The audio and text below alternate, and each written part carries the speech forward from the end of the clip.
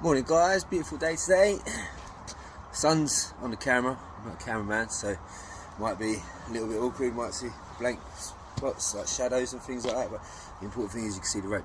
So I've done a video on coiling ropes, basic video, and today I'm going to do platinum one for all you newbies, groundies, trainee climbers, yeah. Platinum rope. If it's wet, it's better to plait it in big loops so that it dries out better, or just string it like sketty everywhere when it's dried out. But plait the rope could be handy, especially if you're moving it around the rigging area. You plait it and then you can just pull the end. So when I uncoil my normal rope, this is just a tagline, by the way. Yeah. Throw that out to where you want it. It's a plait rope. There's lots of ways of doing it. We're going to do a single plait or a double plait, and actually it's crocheting. Yeah.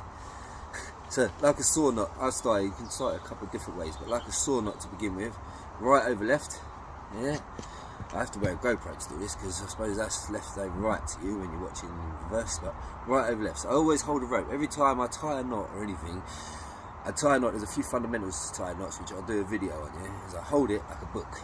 You open a book to read it. Yeah, to read it. Just like that. Right. So if it says right over left, right hand goes over top to left hand. You master that, your life's going to be easy tying knots. Yeah. So I use it. This one's the feeding hand. This one's the clamping hand. So right over left, what's thumb? Clamp. Yeah. So when I'm tying a bowline, etc. Yeah. Clamp, feed. If you're left-handed, work it the other way around. Yeah. So just a normal slip knot. Right over left. Pull it up through. I'm going to do a video on tying sawzall as well, the way you're supposed to do it for your assessment and the way that we do it, and a couple of other ways that we probably shouldn't do it, but we do it, like zip lining it down and stuff like that. Yeah, so now you've got your starting knot, you just feed it in, pull it through, feed it in, pull it through, feed it in, pull it through. Turn around, show you the other way. Feed it in, pull it through. It's creating a new loop. Feed it in, pull it through. You see the plait starting to come out. It's like crocheting. I didn't know this until my missus watched me do it. She was crocheting the jumper. She was like, "That's a crochet stitch. Crochet stitch." You keep going all the way to the end. Feed it in, pull it through. Feed it in, pull it through. Feed it in, pull it through. Feed it in, pull it through. Feed it in, pull it through. Feed it in, pull it through. Once you master it, you get pretty quick at it. So you can do this, feed it into your bag. You do this just so that it's not in a mess in the garden, in the rigging area. Or you can just loop this up, throw it over your shoulder, carry it into the garden. Yeah. Lots of people I noticed commenting, just get a bag, just get a bag, just get a bag. Well, if you're a subcontractor climber, you'll find a lot of companies ain't going to have fucking bags. So learn to do this. Yeah, it's a skill. Get a bag if you want bags, fine. I use bags as well. But you can't beat, right, the council recycle box with a bit of fucking tent covering over the top. Drill some holes in around the top of the fucking box with a bit of bungee cord. It's the best kit bag you're gonna fucking get. Everybody puts saws and everything against your nice rope bags, and what happens? Cuts it. You cut the box out. So when you finish this off, leave a tail.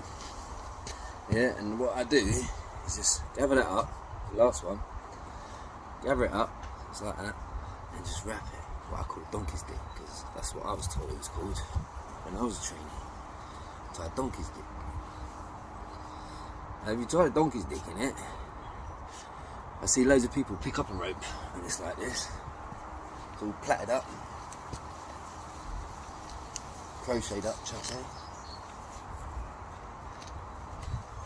And they take it in a garden, they throw it down, they don't know what end to undo.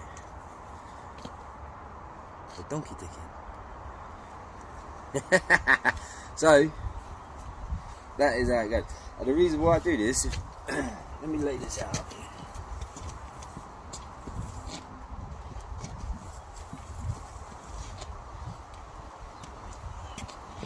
We're rigging in the garden, there's lots of mess and everything. Crochet the rope up if it's not in use at the moment. Yeah, and just leave it like this. I'm going to tell you how to show it. Leave it like that, out of the way. The doggy dick, you won't need to tie the doggy dick, you just leave it loose, which I'll do now to show you. That's for storage, by the way, tying this end knot. You see, it just comes undone. All the way. So, if I was in rig zone in the garden, it sticks everywhere, I don't want ropes getting tied up. That's how I'd have it, out of the way. So wherever like the rig point's going to be, or the capstan, or a pulley, or anything, or where we're going to stand, take it to that point, and then it's ready to be tied onto the climber. And as I take that and pull it over towards my climber, it just undoes. Yeah, just undoes. Easy, lovely and neat. So that's that. I'm going to untangle it, and then I'm going to show you another way. You just basically do this, but you double it up. So when I was taught to climb, I was taught to climb with 2 ends of the rope. 2 ends of the rope, 2 cross hooks, 2 carabiners, tie your fucking bow lines, job done. Yeah, you're supposed to climb on 2 lines now, so 2 ends of the rope is effectively 2 lines. And the trouble is when you get to the middle, it bows. Yeah, so if you know how to work that through experience, it won't matter, but don't drop stuff. If it's not on the floor and it's bowing in the air, don't drop stuff in it, because we've all done it, all us old boys have all done it. It's a shock loader, let me tell you that, it'll yank you off that branch. If not, if your side's dropped into it, it might yank our branch off as well, trust me. Been there, seen that, done that, worn that t-shirt. The only thing is, camera phones weren't around back then.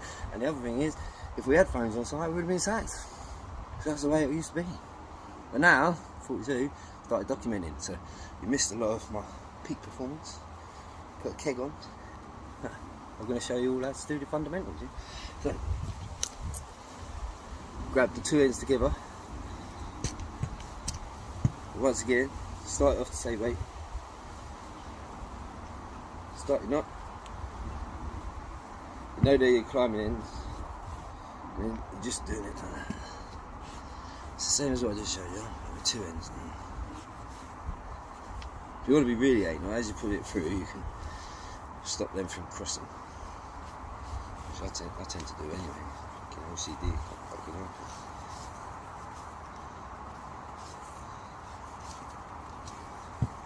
Remember like that, when you get good at it, it's bang, pull, bang, pull, bang, pull.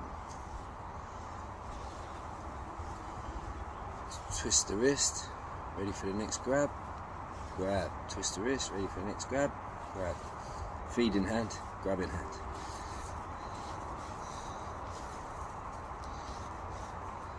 This is how I tie up most of my rigging lines, just because it's quicker and easier to cut, don't get it or not. So once you get to there, because it's doubled over, I tend to just lock it off. So ideally you want to undo it from this end. Yeah? Same end as what you finished on, you want to start undoing it from. And you can just over here. Job's good, yeah. Hope that was help. Gonna make lots more videos. 1, to piss the trolls off, and 2, to help all you trainees. Let me know if you need any extra advice, I'll make a note of it and do the video.